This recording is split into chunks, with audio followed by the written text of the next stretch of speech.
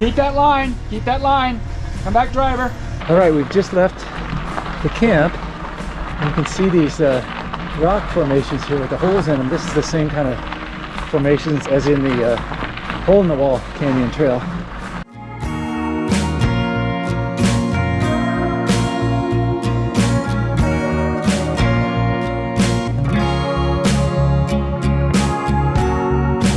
Okay, here we are at a junction. This side road that's closed, I don't think this is the one that I'm talking about. I think the one that I'm talking about is what it says on that sign there, which is Amargosa turnoff. So in 1.3 miles, then we'll be at the turnoff for the four-wheel drive road back to Amargosa Valley. And it says the Inyo mine is 1.7. What I understand is that we're going to come across the turnoff to Amargosa first, and then we'll come to the Inyo mine at 1.7. All right, so here we are at the junction to the Amargosa road.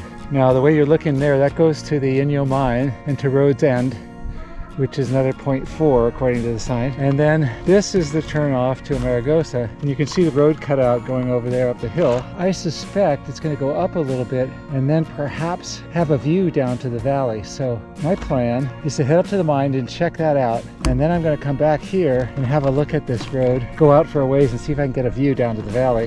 And also assess what kind of condition it's in. As I say, I'm told it's a full-on Jeep road, not for the average all-wheel drive vehicle. So I'm going to carry on up the road here and see what the Inyo mine is like.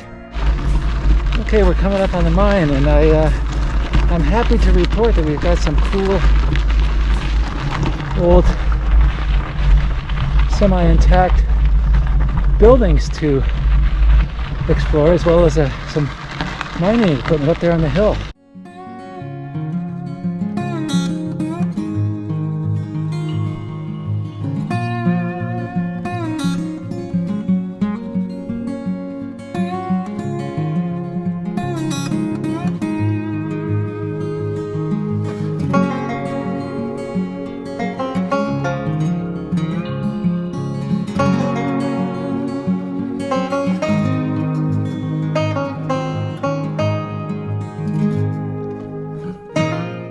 Here's the mine. Looks like you can go in here to your heart's content.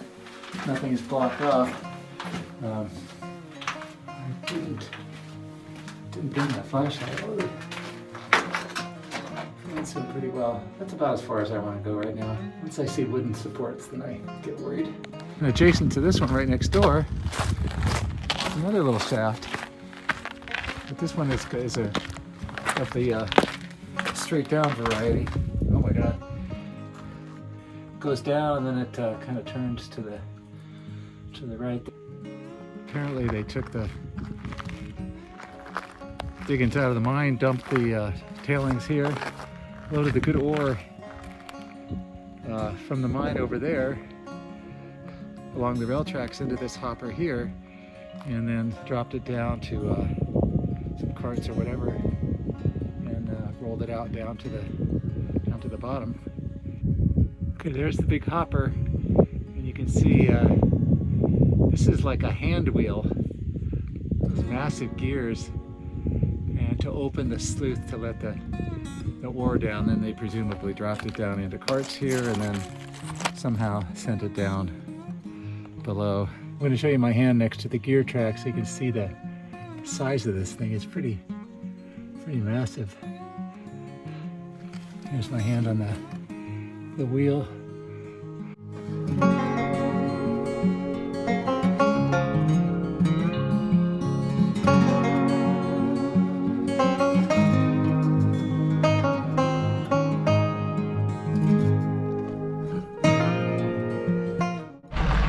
Oh yeah, we're back in the mustard colored rock again. I'll say one thing, this road is really pretty. Okay, we're gonna head up the road a little bit past the mine. Not sure how much further it goes, but we'll check it out and see. The elevation at the bottom of the mine is 3,750 feet, and at the very top where I climbed up to was 4,100 feet. So you can imagine that in the summer it's probably going to be 15 degrees, maybe, something like that, cooler than the valley. So that would help out a lot, but it's still hot. This is 115 in the valley, average in July, August, still be 100 degrees up here. But All right, I think here we are at the end. We are about 1.4 miles beyond the mine, and that means that the entire length of the Echo Canyon Road is about 10.5 miles.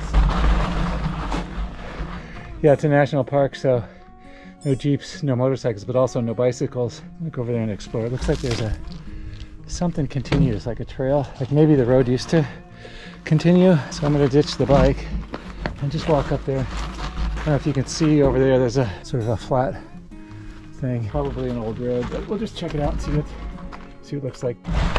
All right, there wasn't a whole lot going on there. You can walk up the wash if you want to, but I didn't really see any point. It didn't look that interesting. So let's head down to that Amargosa cutoff, take that out for a ways and see if we can see how rough it gets and where it goes and all that kind of stuff.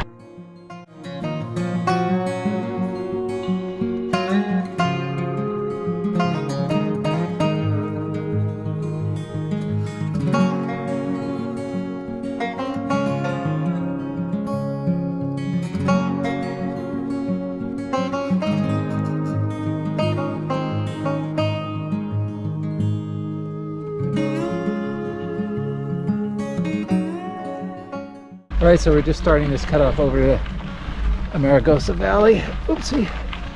And I'm gonna just check it out and see where it goes. The thing I'm most curious about is how jeepy, if you will, the road gets. Like here's a little rough spot, but there's a reasonable way around it. So far, it's not too bad. Oh god, it's really beautiful. Okay, here it's getting, this is getting a little rough.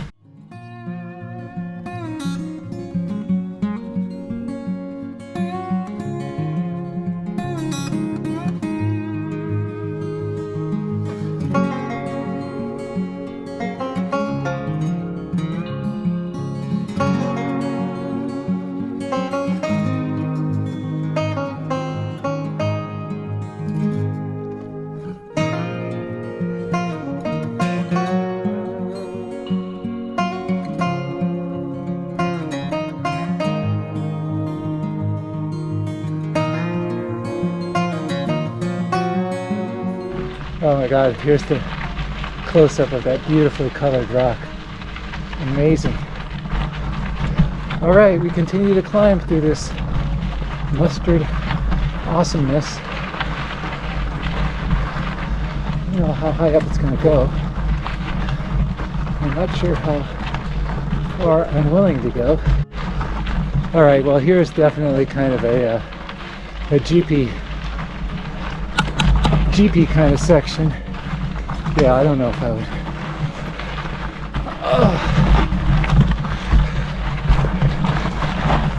I don't think I would. Oh man, yeah. Here we go. Yep. It's all over for the sprinter here, people. This is pretty rough. Oh. Yeah, yeah, look at that.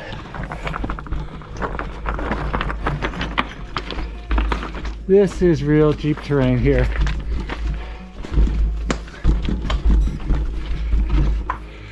I think I would do this in my 4Runner, but it would be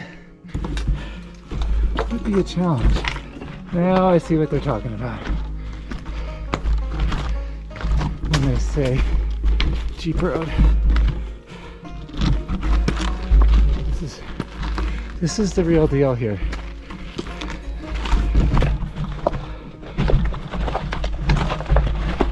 And what I'm trying to do here is, I've gone farther than I wanted to, but my idea was I'd like to get to the point where I can look down on the Amargosa Valley and check it out And also that means that the way back to the van would be, it's all downhill. So see, even if I'm super tired, I can still do it. I keep thinking it feels promising that I'm near the top. It's kind of feeling like I'm gonna crest out, but then the road just keeps continuing to go up and up.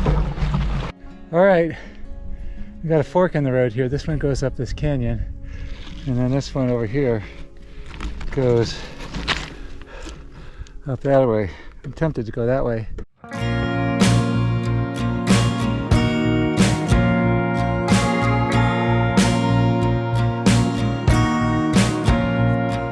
All right, we reached kind of a little bit of a summit here. We're not over the looking to the east yet, but you can see evidence of straight ahead there. There's some tailings, some mining, and then more tailings over that way. And then if you look up over there, there's a couple of roads that are, I think, perhaps lead to other mines. Okay, I'm about to give up, but I just saw a couple of guys in Jeeps who said, oh, it's only another couple hundred vertical to the summit, so I'm going to stick with it.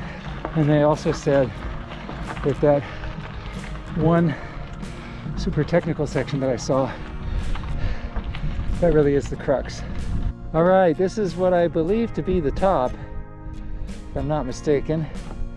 The problem is now, before I get a view to the east, the road starts heading down to the west, and I think what happens is it curves around and goes over that way, but I'm really not in the mood to go down, and not being sure of what's over there, I think it makes sense to just call it good right here. We are currently at 4,900 feet, and that's kind of the typical summit. You can see we're pretty much as high as the other mountains around here. All right, so I caught up with the Jeep guys. I'm going to be able to record them coming down. Here they come.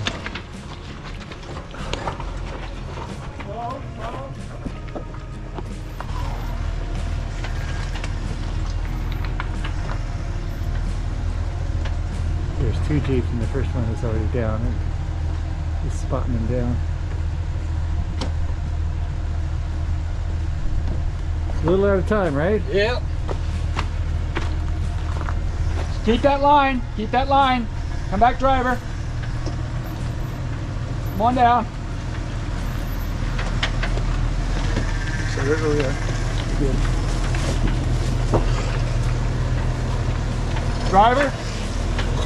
Straight. Straight. Oh, you can see the Jeeps up on the hill there, catching up with them. Okay, now we're getting back to the split near Inyo mine. So I think we're just a couple miles now. Only three miles? 3 miles back to camp.